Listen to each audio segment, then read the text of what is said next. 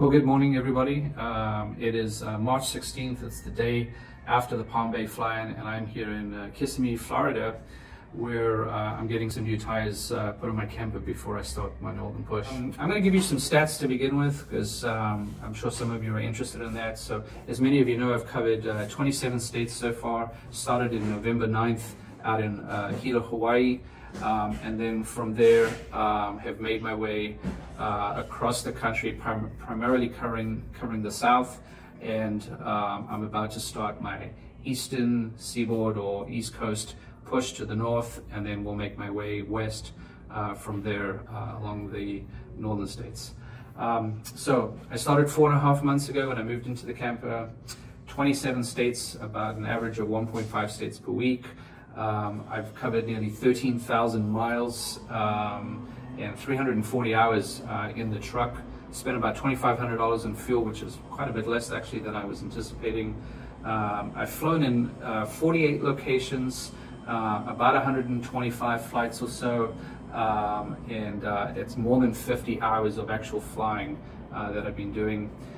Spent about $2,500 in spare parts. Primarily that happened because of the incident that took place in Branson, Missouri, where I landed up on my butt and chopped through the fuel tank and twisted up the cage pretty good. So that resulted in some spare parts. And then I've been to over 18 paragliding schools, so quite a bit. But there is actually a website. It's called the 50xChallenge.info. And on that website, it has the links to all of the social media. So let's see, Instagram, YouTube, Facebook page, and a few other bits and bobs there. And most importantly, on the website is all of the information about the trip in terms of the charity side, the flying state to state side, essentially the road trip, and of course the paramotor portion of it. So if you haven't been to that website, you definitely should. The blog itself is where I've been sort of sharing sort of a wrap up for each state and some other blog stories. None of that lands up in social media.